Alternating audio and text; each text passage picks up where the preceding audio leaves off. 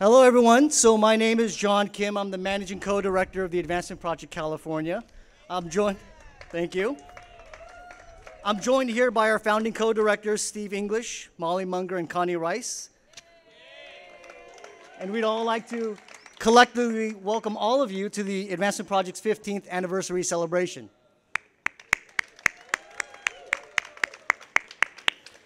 I'd like to start by acknowledging our co-founder from our office in DC, who with Molly, Connie, and Steve started all this troublemaking 15 years ago.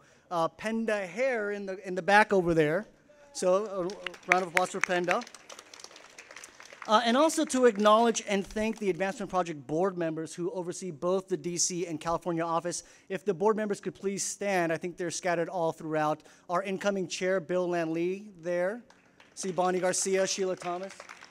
Others are around. Thank you so much. We're joined tonight by several elected officials and people of distinction. So we'd like to acknowledge LA County District Attorney Jackie Lacey is here, LA City Controller Ron Galperin, LA City Attorney Mike Feuer, State Assemblyman Jimmy Gomez is here, LA School Board Member Steve Zimmer, I think I saw him in the back somewhere, there he is. Former Secretary of Labor and former Member of Commerce, Hilda Solis is here. Her sister is actually receiving one of the awards tonight. And former California State Attorney General and LA County DA John Vandekamp is here as well. Thank you. The event and so much of our work wouldn't be possible without the generous support of our sponsors. The majority of our annual budget is indeed from foundations and government grants, and these funds are critical for the growth and impact of our work.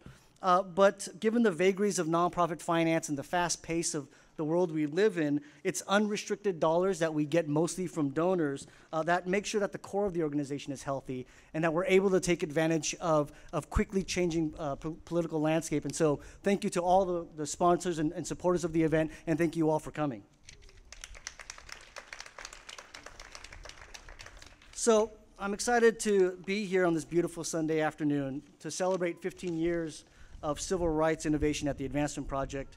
We have so many successes to celebrate, so many different ways that we've impacted communities, changed minds, and empowered new voices.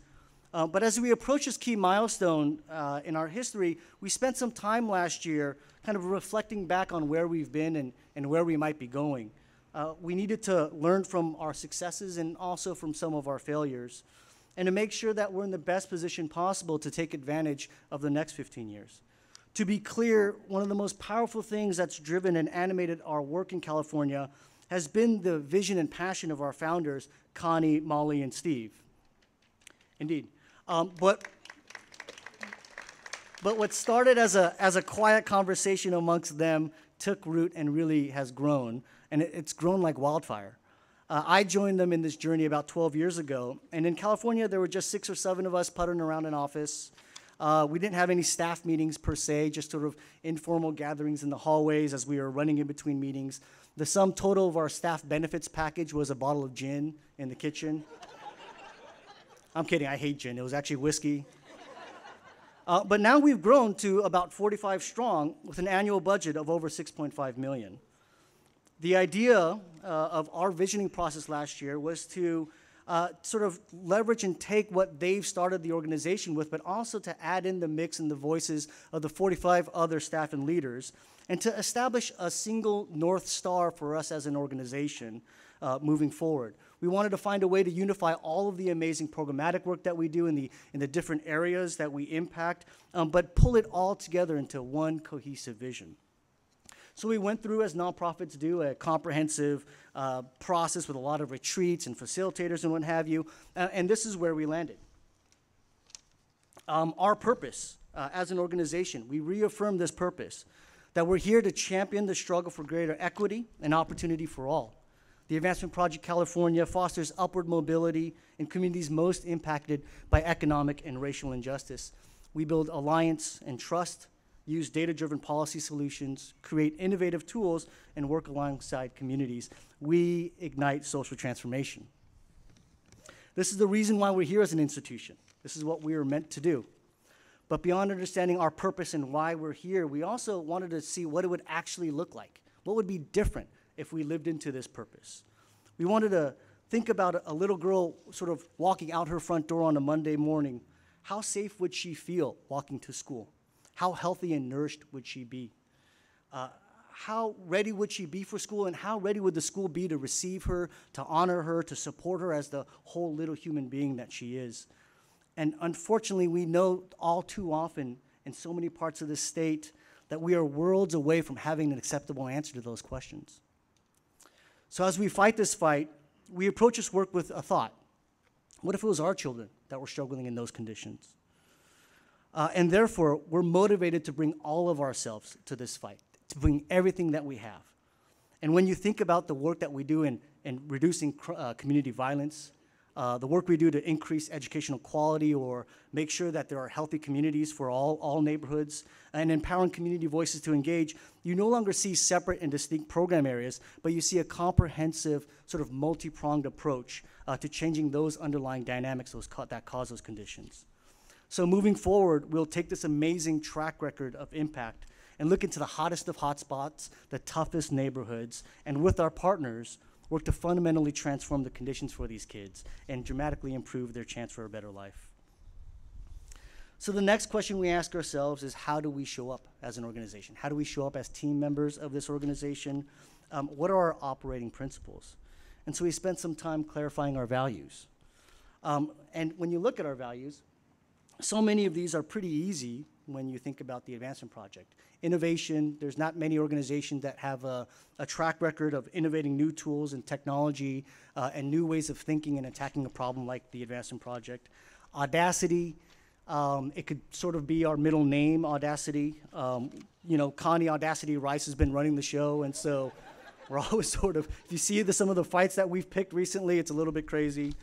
Actually, for me personally, I wouldn't mind a little less audacity in my life. At 38, I'm already graying a little bit here on the side, so I'm a little worried about that. But the value that we're here to lift up today is collaboration. And it's about celebrating our partnerships that we've established with so many different types of groups and leaders.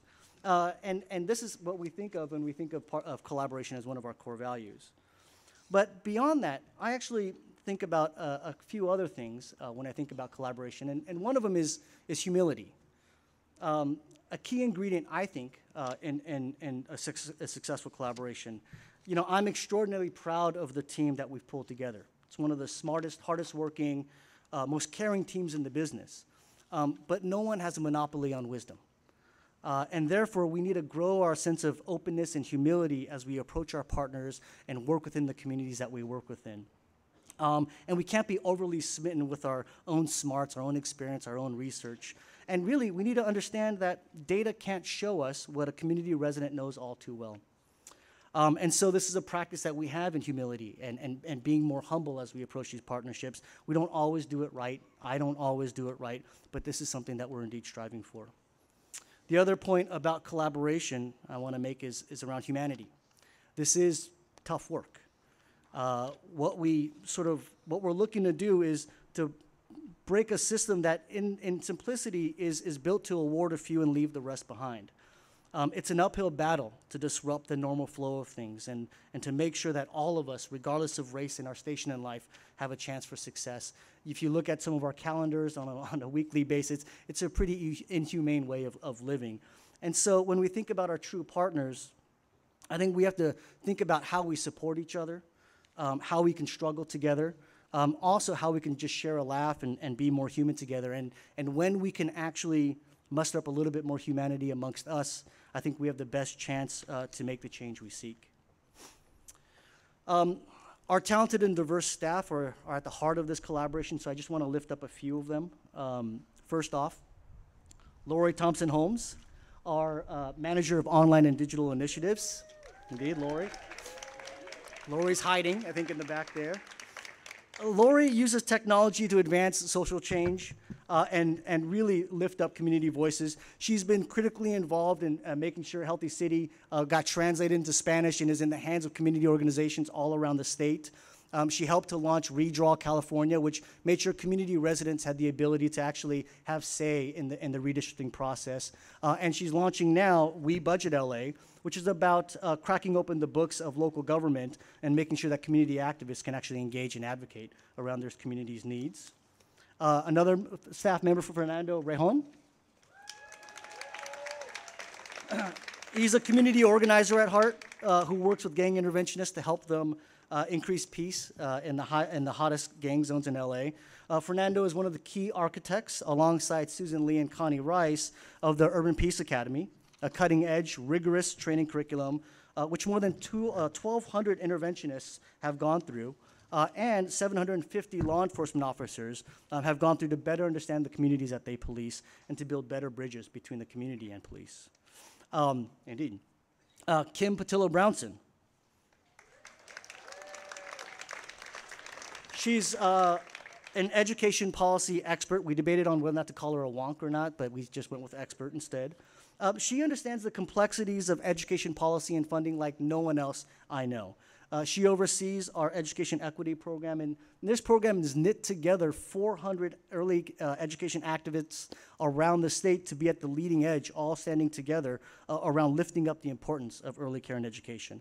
Most recently, Kim and many of us at the Advancement Project have been deeply involved in ensuring that the LAUSD has a plan and a process in place to ensure that we have actually some more money in the school district this year, almost over $800 million in local control funding formula dollars. And we want to make sure that those dollars are specifically used to lift up the futures of students in the highest need communities. We've been working with community groups like the Community Coalition and Inner City Struggle to develop a student need index that shows the district exactly which schools need the most investment, and also developed a framework about how to use those dollars to help close the achievement gap. So now imagine 45 of these amazing staff out there doing this kind of work, building these kinds of partnerships. And just think about the impact and the growth of the organization. And with that, I'd actually like to ask all of the amazing staff of the Advancement Project to either stand up or please step forward, and to be recognized for all of the amazing work that you guys do for the organizations and the families we impacted.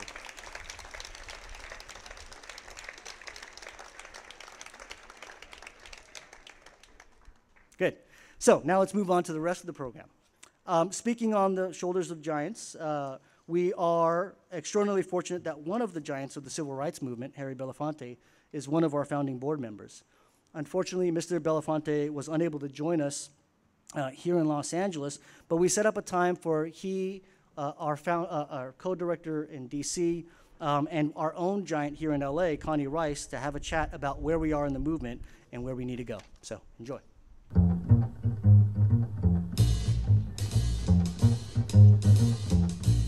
Harry, so what was the thing that prompted your involvement in the civil rights movement? My experience with poverty. My mother was a peasant. She was literate, but she wasn't academic.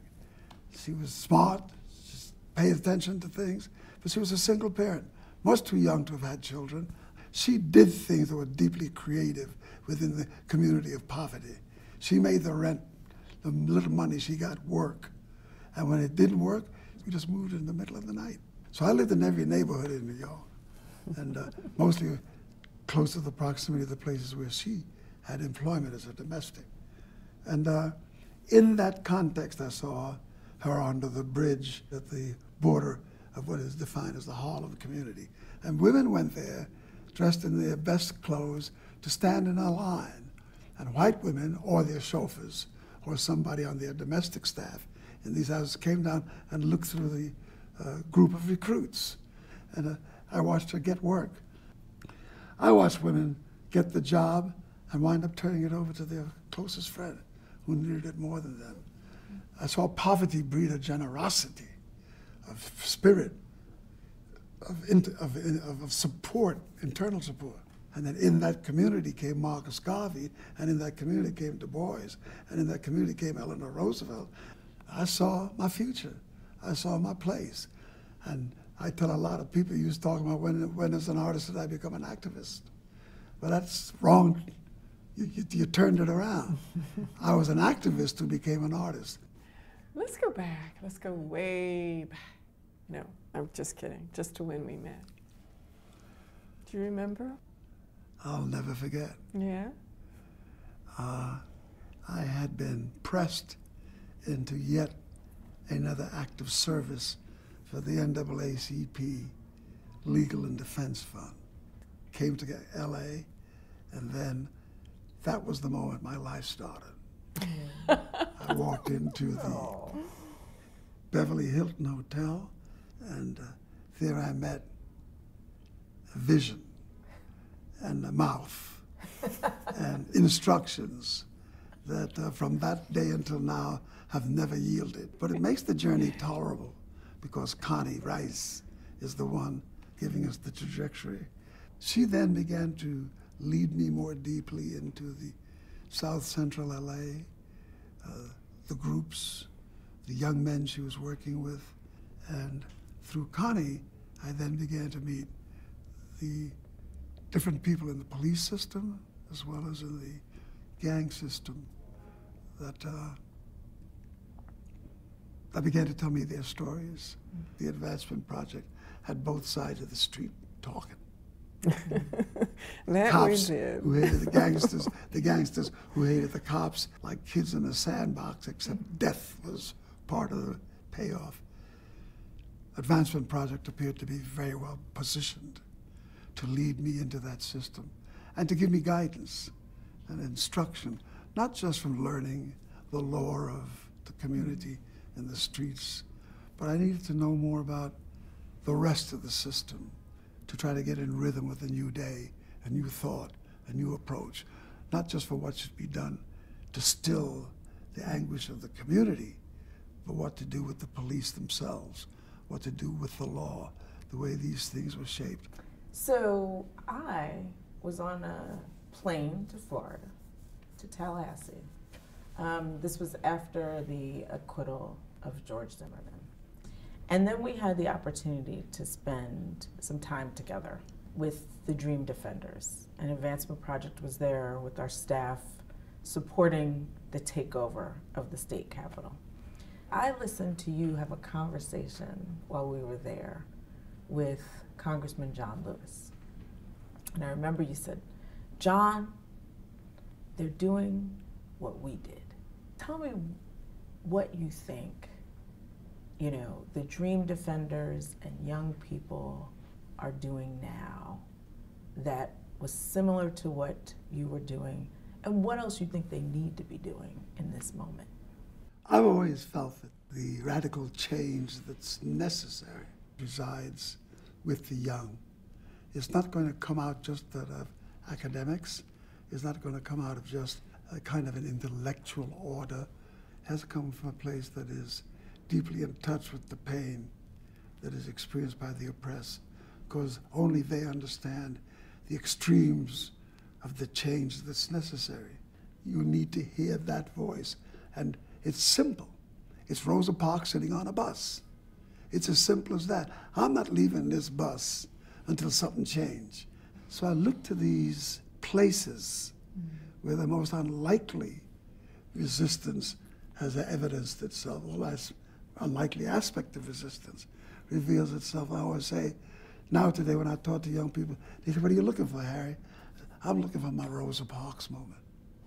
The arc of civil rights over the last 50 years, where do you think we are now, and where should we be headed? If you go back to the 60s, everything that Dr. King said challenged the status quo, challenged change. He constantly said, we got to change that, we have to change that, we have to change that. Well, what does change mean? Get something else. Doesn't mean get something as good as, it means get something better than what exists. We have to get more deeply into the communities, we have to make a bigger noise, we have to go back to bricklaying. And in doing that, as boring as some of it can be and as difficult, but I find that each brick that I put in place cannot be dislodged.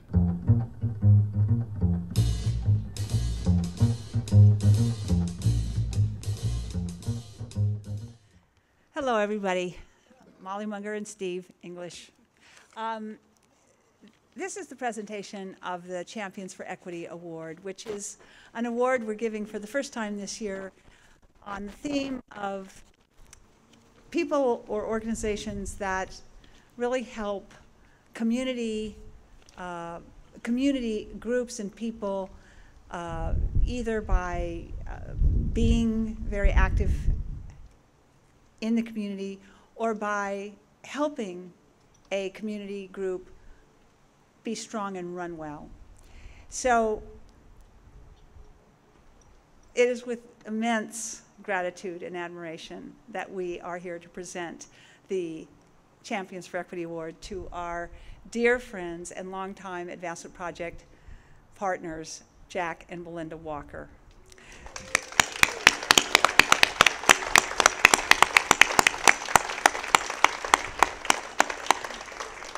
Jack has said that Belinda lives a Dorothy Day life, and she does.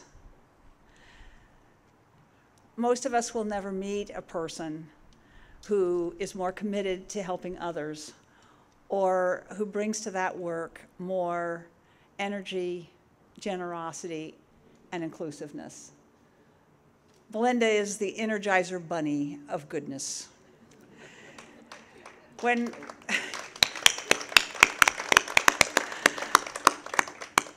Belinda started Girls and Gangs to help women and girls caught in the violence that is plaguing Los Angeles communities. About the same time we started Advancement Project. And all the time that Connie has been building the urban peace work so brilliantly, Belinda has been a valued partner in that work. She brought both inspiration and insight. Inspiration because she was helping girls and young women every day and was able to inspire us by remembering what their individual struggles were. And insight she brought, but because she was connected intimately to the women and girls, she could see what the policy failures were, specifically in a granular way, and she could also see what interventions were promising and would work, and therefore enriched our advocacy work that way.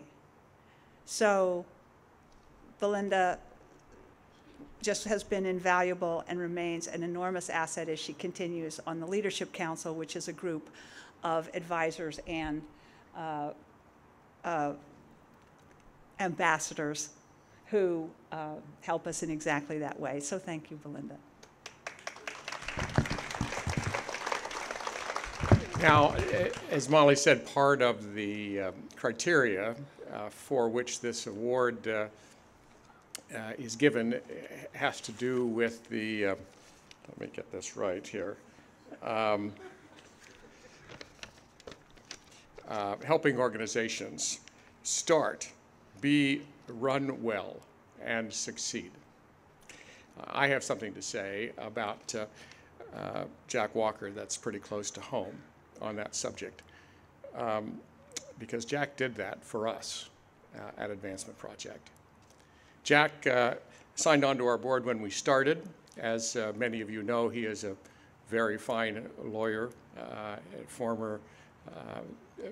before he came to us, he was the legendary managing partner at Latham & Watkins, where he famously made the trains run on time. He drafted our founding legal documents, and for many years, he chaired our finance committee. As a member of that committee, I can tell you that at every meeting, and there were lots of them, Jack always asked relentlessly 3 questions. 1, what is the big picture? 2, where in the details might the devil be hiding? And 3, how can we do this better? Beyond that, and more importantly, Jack has been our wise counselor and a powerful advocate for the value of integrity, which is a core characteristic of our work. I have here a short list, actually it's not so short, it runs to several pages, of the major smart things that Advancement Project has done. Failing humility right there. Well, I won't say there might not be a longer list of the major dumb things that we've done, but this is the list. There you go. This is the list of the major smart things that we've done. And right here on page 1, above the fold, it says, recruiting Jack Walker to the board.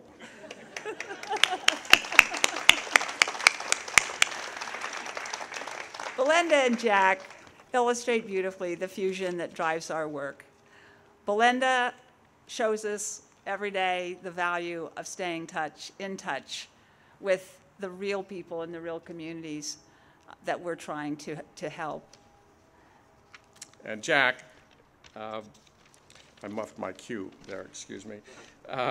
Jack reinforces our pragmatism because since we face big problems, we have to be problem solvers.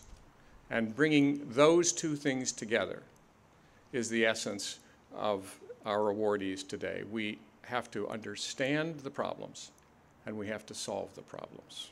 So thank you, Jack and Belinda. Come on up.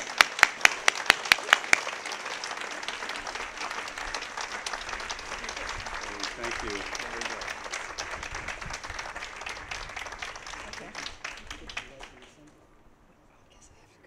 Not used to this. Thanks for those excessively kind words. I'm not quite sure what I'm doing here. The Finance Committee Chair and the cook staff for Belinda, basically. But I am totally honored. I really am. I'm thrilled that you would thank us for being helpful. You know, can't ask for more than that. I would like to acknowledge a couple of quick things, one of which is that I want to say that Advancement Project, which kind of runs below the radar for a lot of you people, is simply the most broadly powerful social change organization I've ever seen by a wide margin. And you really have to pay attention to it.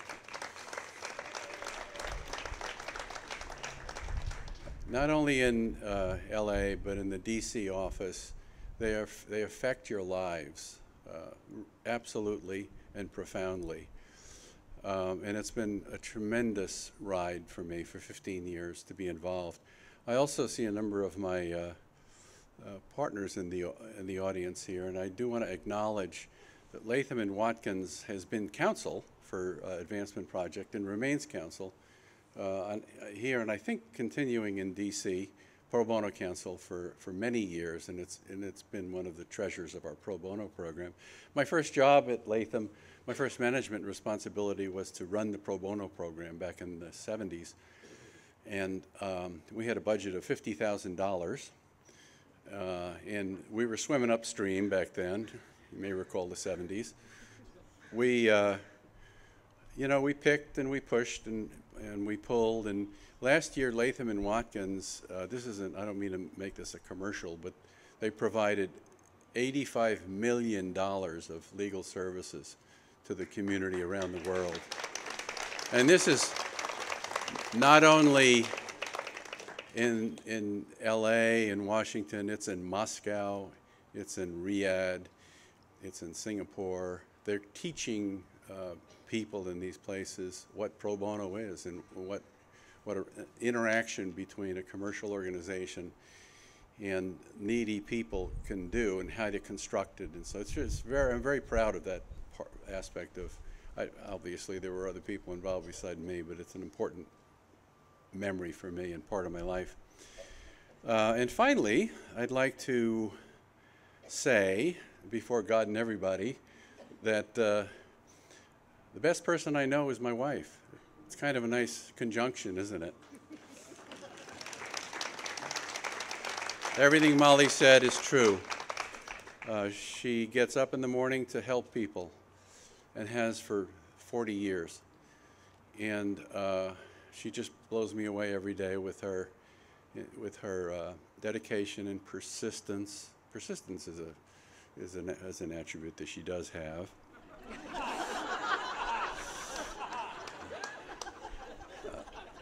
But she puts it to good use. And it knocks me out. She's the biggest-hearted person I know, and the person who just gets these things done, and in a very lonely way, in a retail way, with these kids who have no other way up. These girls, half of them are pregnant and parenting in their teen years, and you know, there have been many disappointments in what she's done, but it's just amazing to see the accomplishments, the dozens and dozens and dozens of young girls who are out there now in school, in college, off being citizens. So it's wonderful to be able to introduce my sweet wife to all of you. Thank you.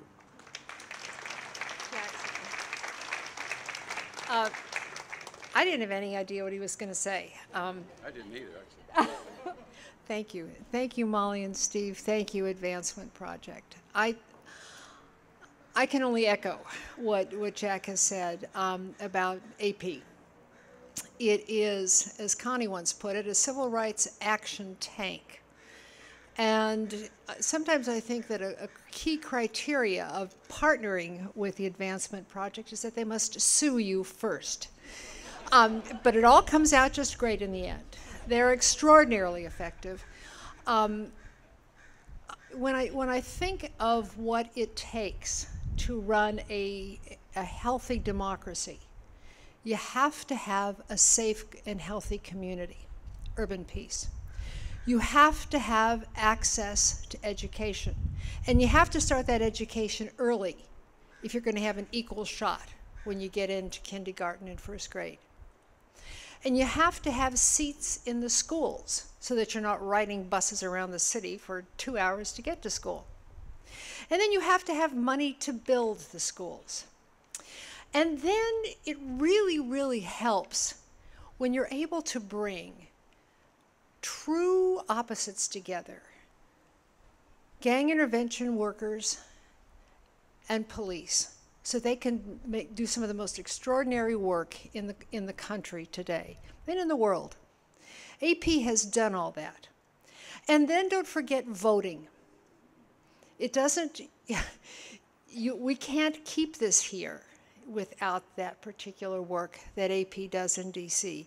So if we go back to John Kim's little girl getting up and going to school, she has, thanks to Molly and Kim and other people, had a good early childhood education. And she is ready, and she doesn't have to go 2 hours to school. She can walk down the street and go to a beautiful new school that is there because certain lawsuits were brought and certain money was brought there. And she is safe because of all of the work that the Urban Peace Program is doing. And she has a chance to live and grow and run a school and become elected in a community where she can vote. All I can say is this particular award is one of the most wonderful ones I've ever received. It means more to me than I can tell you. Jack, so do your words. None of this, whatever he says, could be possible without him. And not just because he cooks, by a long shot. His counsel and wisdom, and being my best friend. And I hope I am his greatest fan. Thank you all so very much. Thank you, Advancement Project.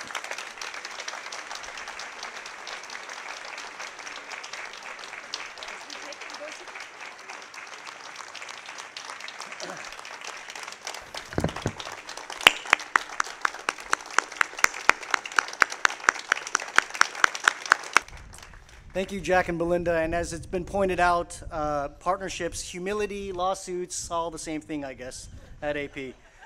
So now we're excited to share with you the premiere of Advancing Safety, Watts in Action, a film that we put together with some of our partners on a comprehensive safety strategy that we're working out in the community of Watts. It does definitely relate to our theme of partnership, but it also highlights the amazing work of our founding co-director, Connie Rice, and our National Director of Urban Peace, Susan Lee. So please enjoy. I didn't care anything about the police. I mean, it was basically like us against them, so you didn't even look at them like, even though they had to serve and protect on the side of their car, that didn't mean that for us. I remember crying when I saw the riots. Why would these folks want to do this to their own community? But I also remember thinking, how could those police officers beat that man like that? Literally, kids were sleeping in bathtubs because bullets were flying. Gangs controlled entire neighborhoods. Era un pueblo que estaba abandonado a su suerte prácticamente, sin muchas oportunidades para romper un constante ciclo de miseria. It was a police state. People lived in a reign of terror. As a civil rights lawyer, I'd go back to my office and I would say, this just isn't right. This just can't be allowed to continue.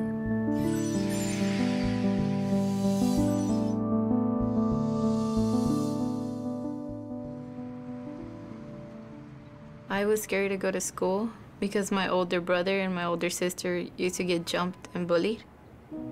It gave me fear to go to school walking by myself. My best friend, I met him because he threw a paper ball in my face in class, and I got mad and I told him, I said, what the hell, why did you do that? And then he felt bad and he walked me to lunch and everything. He was saying sorry all the way back to lunch. When it was 12th grade, we promised each other we were gonna be in the honor roll and we're gonna wear the white robes. My friend was at his older brother's house. They were fixing a truck and out of the nowhere, there was a drive-by and he was a victim. He got shot. And while he was heading to the hospital, he gave up in the ambulance. And I just wanted to give up school. I felt it was my fault that he died because I couldn't be there, as he was there for me all the time. If the kids can't walk to school safely without dodging bullets, that's not right. If they can't walk in the hallways of their schools without gangs accosting them, that's not right. Without safety and freedom from violence, you don't have anything.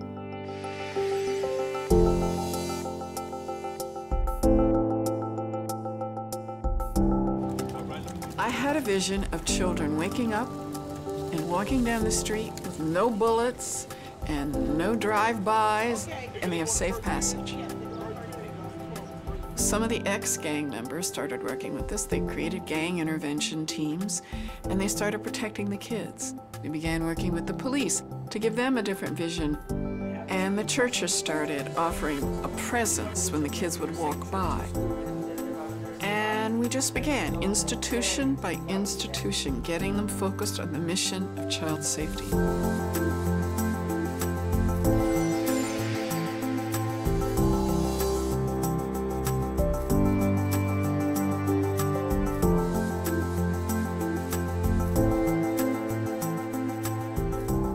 Felt that it was our obligation to go in there and to try to change the ground level dynamics by trying to implement what we call the comprehensive violence reduction strategy.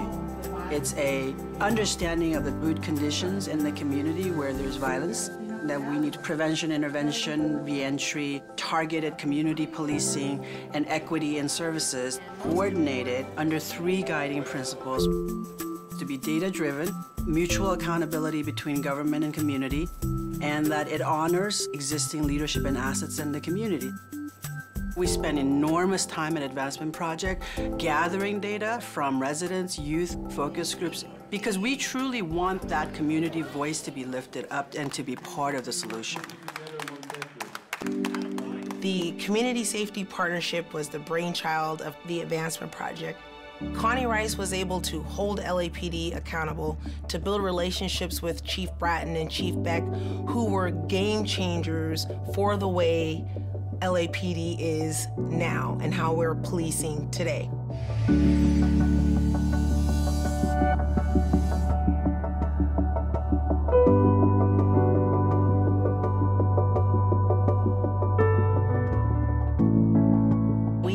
officers going into communities and building relationships with gang members, building relationships with youth that have grown up in this community and seen their dads go to jail, their brothers go to jail.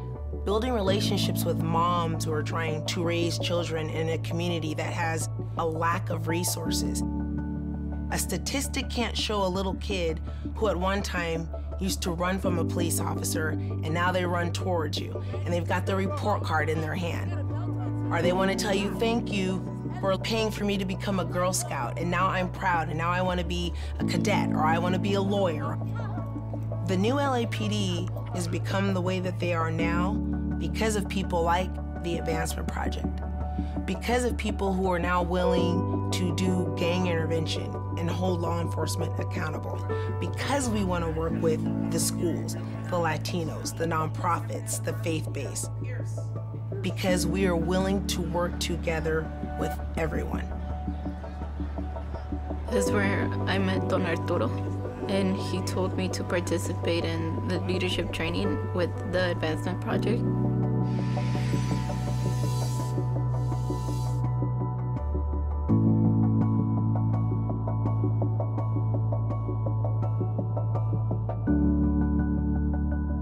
I started meeting a lot of people and their problems, that they also went through the same things I did. I started connecting with them. I started talking, and that's where I tried to start making a change there. So many of the places throughout the country where violence is entrenched, communities are disempowered and residents feel really like isolated. They can't really solve this problem. We have shown that even the immigrant, monolingual, Spanish-speaking Latino residents of Watts who live with this great fear of gangs and retaliation can participate. We can help them develop their capacity and become empowered to become leaders of this effort towards safety.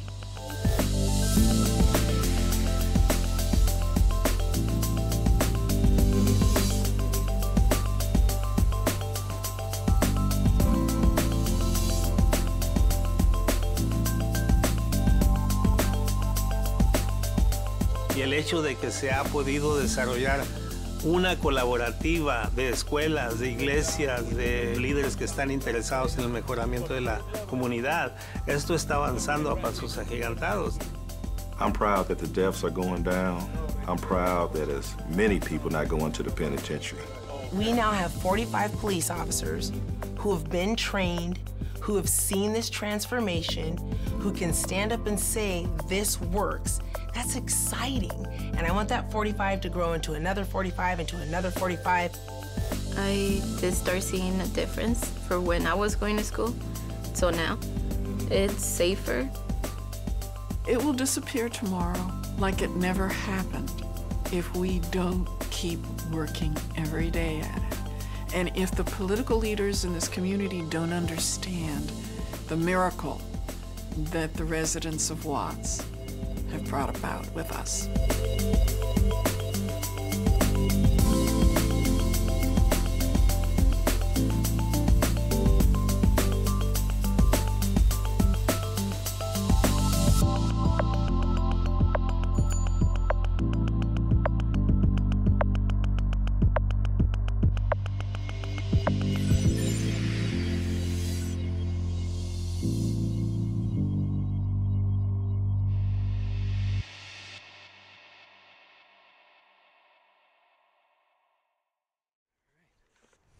Hello, what a powerful video. I mean, that just really got my heart moving. And it's such a reminder of why we're out here today to celebrate the leadership here and the premier civil rights organization in the country.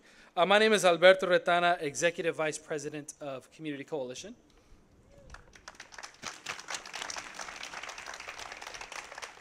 And I'm Melvin Hayward, the Executive Director of Helper Foundation.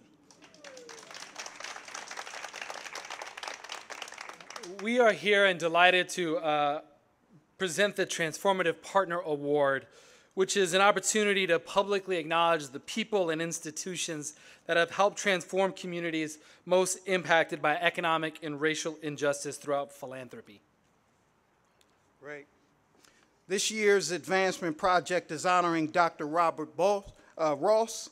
And also, I'm a little nervous here, so bear with me. I don't normally do the public thing. But, and also Beatrice Solis from the California Endowment.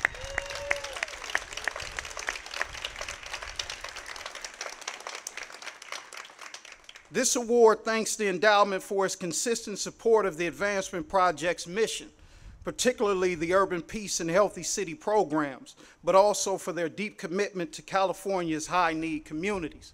I am an individual who was a part of this intervention community, a former gang member who was a detriment to the community, and now have done intervention and partnered with the Advancement Project and Urban Peace Academy. And I'm proud to say that we appreciate you collaborating with us in this project.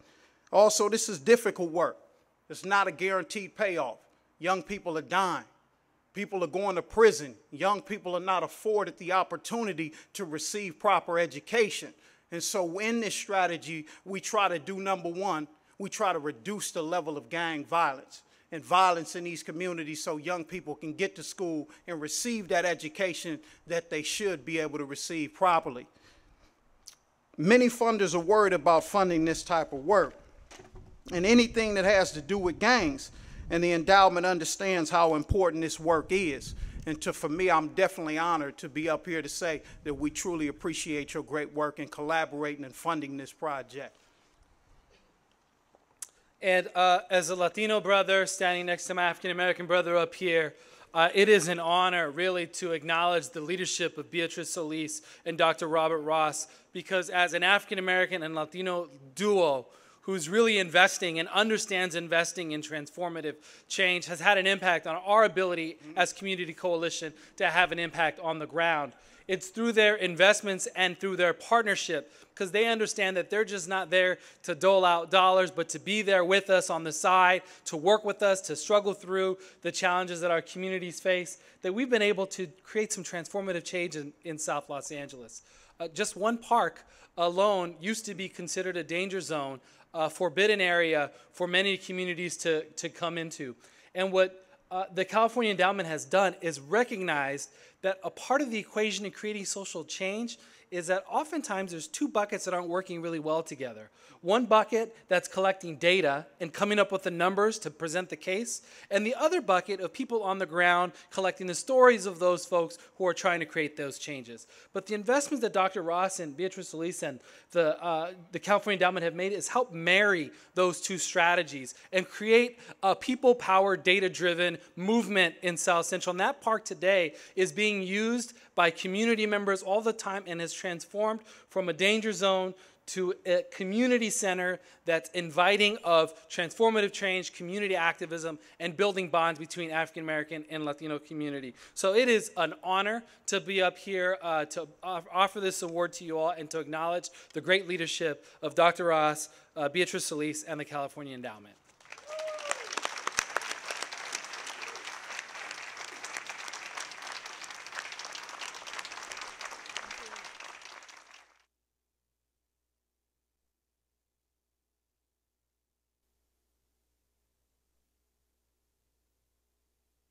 Come up here. We got to do this together.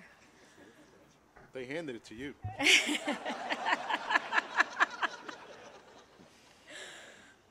What a wonderful afternoon to celebrate AP. You know, I've been with the endowment for 7 years, and when I came to the endowment, this man here said, hey, we're going to do something bold and different in philanthropy, and I was really reluctant.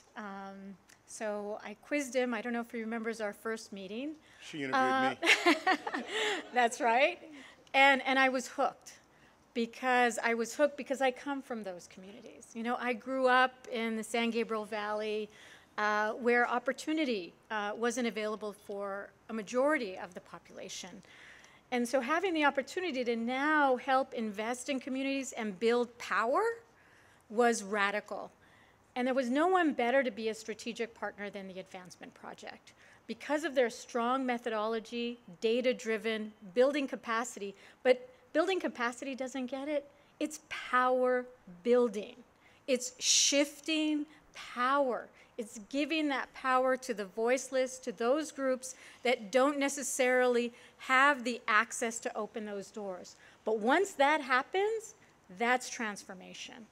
And Susan, whenever I have an issue, Susan Lee, if it's in Sacramento, if it's in DC, or if it's in my backyard, you know, AP is a partner all the way. And Connie Rice, she walks into the building and she has us all excited. She knows how to push us. So without AP in terms of— frightened. Frightened too. But it was being very bold. And I think, you know, this guy really pushed me to the edge. I always say he keeps me at the edge of my seat.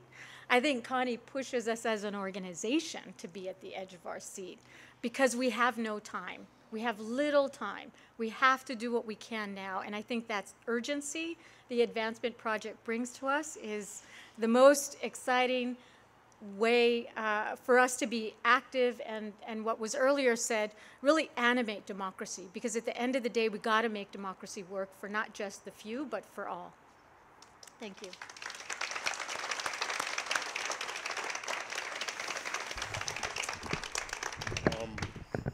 So this is a little bit odd because we're a funder and we fund organizations who we think are heroic.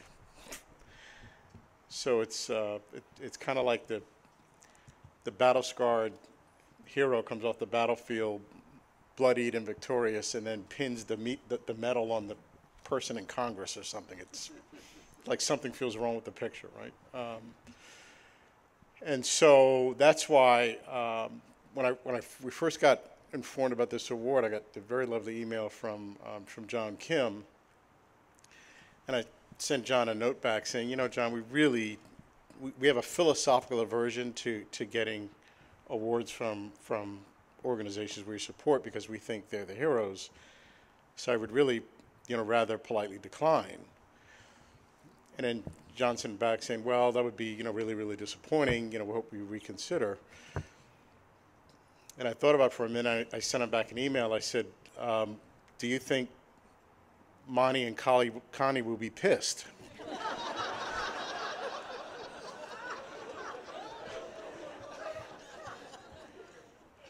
And so John said, maybe. We'll be there. So I just want to say, I mean, that video brought a tear to my eye. You know, where we're at through the leadership of this fabulous, fabulous organization, the Advancement Project, and many of you sitting in this audience, we are at a moment in time where the possibility of taking the incarceration superhighway, a cultural narrative of punishment and jail cells and hopelessness, and smothering it, annihilating it, nuking it back to the Stone Age, and replacing it with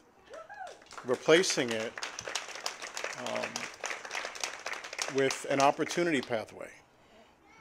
And I'm certain that many people maybe had that vision, but it was the Advancement Project and Connie and Molly and that team who I think saw it first and acted on it. And we just were smart enough to write the check. So to be honored with the Walkers and to be in the same paragraph with Harry Belafonte seems ridiculous. But we'll take it. We'll take it. And I'm so glad, Jack, that I didn't, my wife was supposed to attend with me and something came up in the family and she couldn't make it. I'm so glad she didn't come because she would have heard you talk about your wife. And that would have been more trouble. But on behalf of our board of directors and our staff at the California Endowment, our family, this is incredibly, incredibly humbling, and I just want to say to the Advancement Project, you guys are our heroes. You keep fighting those battles, and we'll keep cutting those checks. Thank you.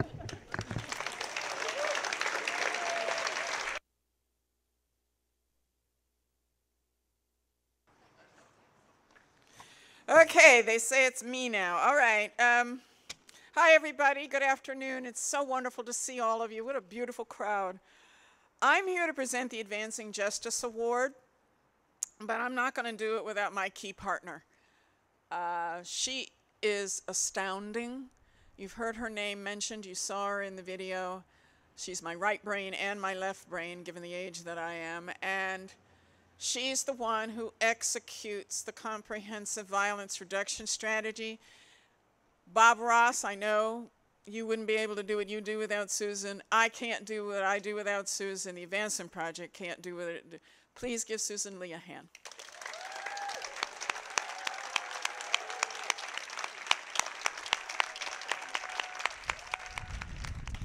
The cops, the gangsters, the gang intervention experts, all of them, they need Susan.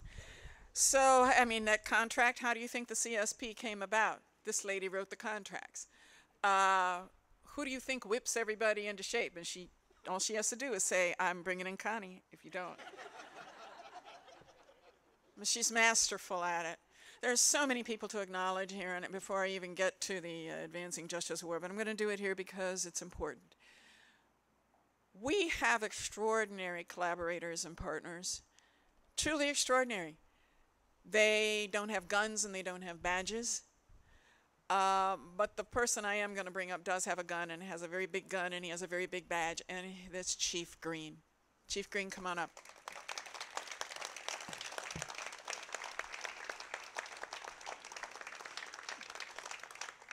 Now, this man and I used to be arch enemies. If my lawsuits didn't include him, I'd go back and amend it so it did.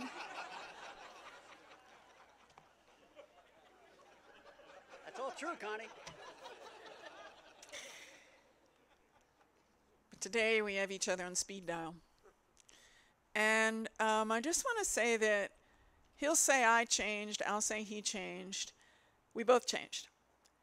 And we both realized that we have the same mission. Without civil rights, you don't have anything. Because without safety, you don't have anything.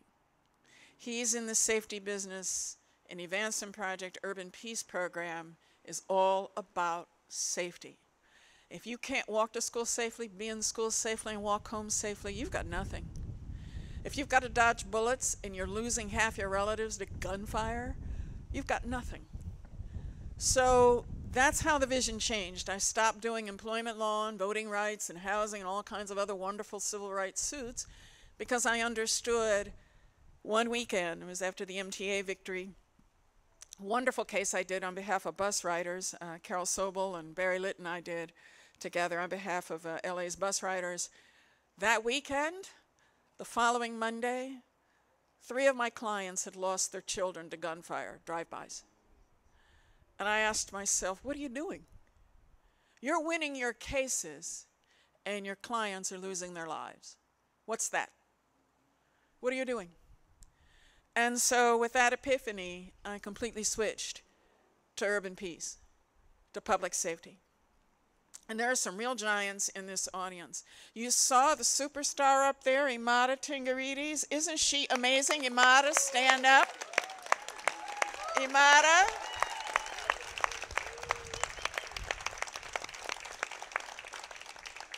The girl is a superstar. She is the heart and the soul and the fire underneath the Community Safety Partnership Police, which Chief Green is the chief of. And this is a program that Susan and I asked Chief Beck for. And we asked him for our own police force. And we said we wanted 50 officers and 10 supervisors, and we wanted to train them. And he said, well, we will train them together, because he wasn't about to give me 50 of his cops. And I said, Chief, you understand, these are the only police in LAPD who will be promoted not for arresting somebody. In fact, if they arrest somebody, I'm not going to like it, unless it's for violence. I said, these will be the only cops who get promoted for demonstrating how they avoided arresting a kid. These will be the only cops who get promoted for demonstrating how they helped the elders of Jordan Downs get bifocals. These will be the only cops who get rewarded for demonstrating that they helped a gang family keep their kids in school. And these cops have been astounding. If you think you can't change the hearts and minds of officers, I've got some news for you. Susan and I have seen it firsthand. So, Captain Phil Tengarides and Amata Tengarides, stand up, because without you, this unit would not happen.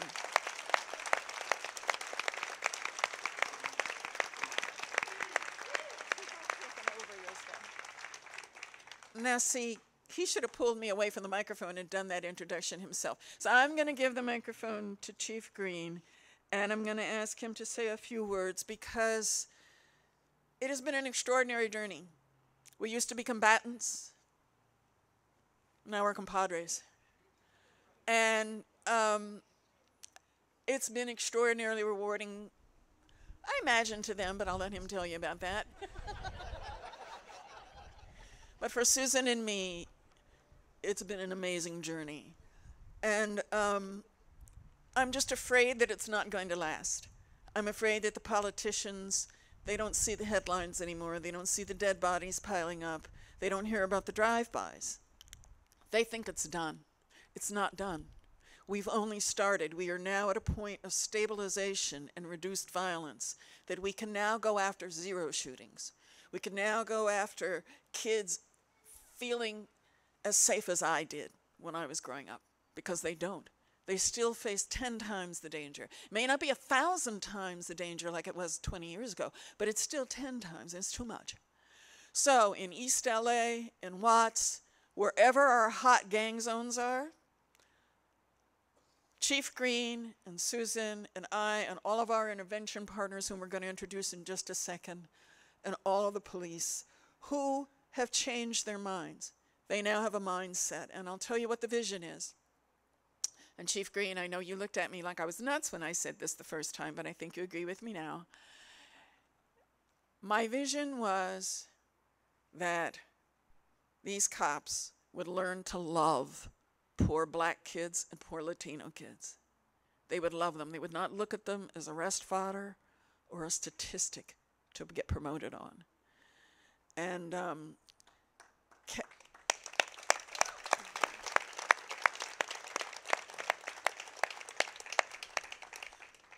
and the Saturday morning I opened my paper, and there was a picture of Phil Tengarides, Captain Tengarides. He was in his swim trunks, dripping wet, and he had a little black boy under his arms, and they were both throwing their heads back in laughter. Phil had been told kids in Watts had never been to the beach. He thought that was criminal. He took them to the beach. And I knew right then and there that this cop was learning to love poor black kids. And I felt, job done.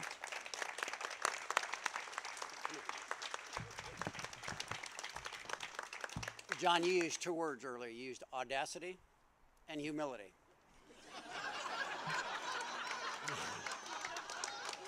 I don't think I had to point that out to anybody.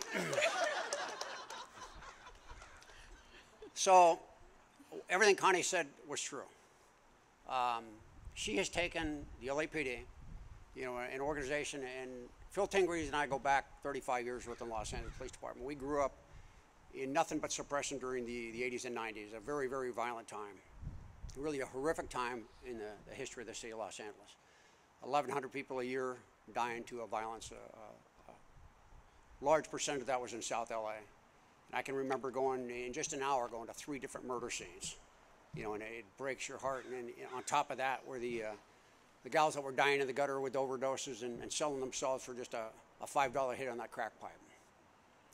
And so we did everything we could to stop the violence, and it turned into that suppression model. And we didn't see 10 years later, that 1992, that it would all come back and haunt us because we had no relationships with anybody.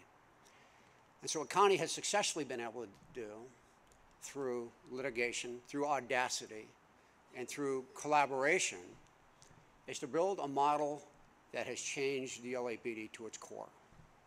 And I'm very honored to accept this for Charlie Beck today, because we work for a boss that truly gets community policing. You know, he grew up policing in South LA as we did, and he understands the dramatic sea change that there has been. And as I talk about constantly. We put this message out. It just doesn't get reported like it should about the relationships and about the change in policing. The fact that as you meet the other interventionists, I'm going to call up in a minute, that the relationships are so pure that at the end of the day, everybody understands their mission is the same. And it comes down to humanity. To each one of those human beings, whether you grow up in Watts, whether you grow up in the west side or the central side of the city, we need to provide them the same safety and opportunity that each one of us was given. And so as we get cops to understand that, and it's a very difficult paradigm shift between cops that watch TV and movies and chase the bad guys, and you know, it's always been about handcuffs for decades in Los Angeles. The days of handcuffs are over. We cannot afford to do that. So as we look at opportunity and where we go next, it's relationships like this where we can give cops the opportunity to do something other than handcuffs. So,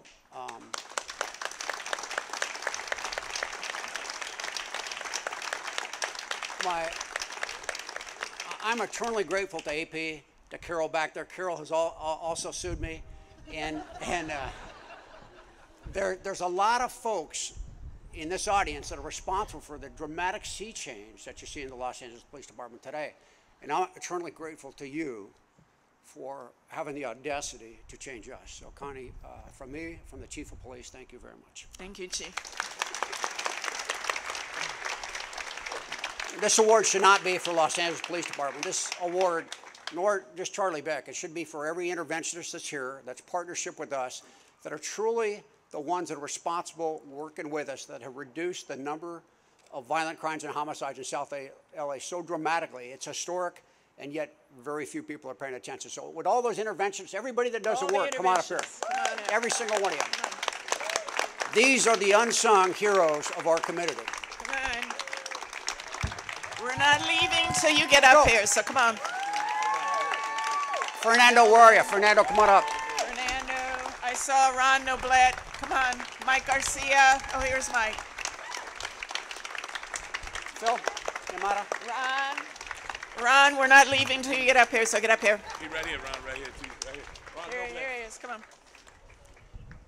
Yamada, Phil. You're looking at the A-team here.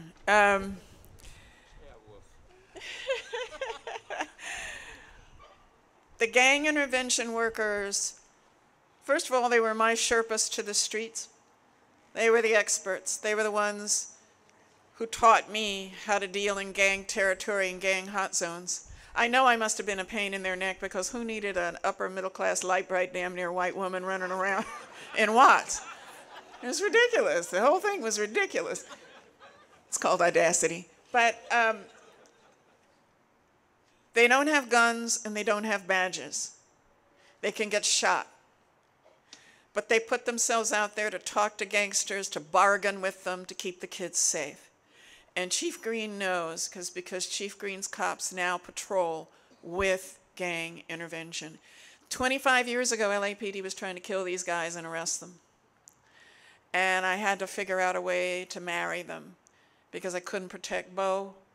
I couldn't protect any of them. They kept getting, LAPD wanted to annihilate them, the sheriffs wanted to annihilate them. And with this sea change in the outlook, they're now partners, and they're keeping the kids safe. So ladies and gentlemen, understand how extraordinary this group is. Thank you.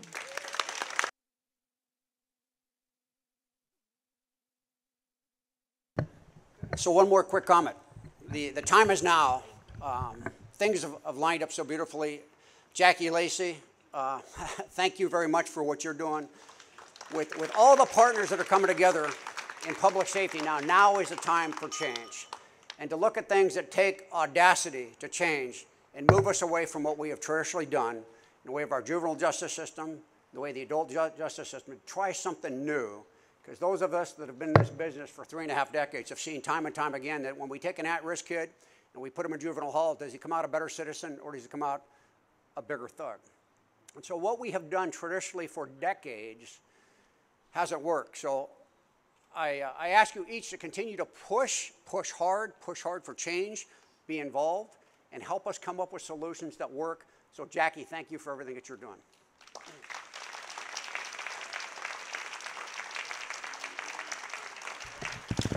So with that, we're at the conclusion of our program. Thank you again to the honorees for their partnership. I was just handed a note that we are actually at, we raked in so far, because this is indeed a fundraiser in the end, we raked in $286,000, which blew the doors out from our initial expectations, but deep inside, when I go to sleep at night, I had always wished for $300K.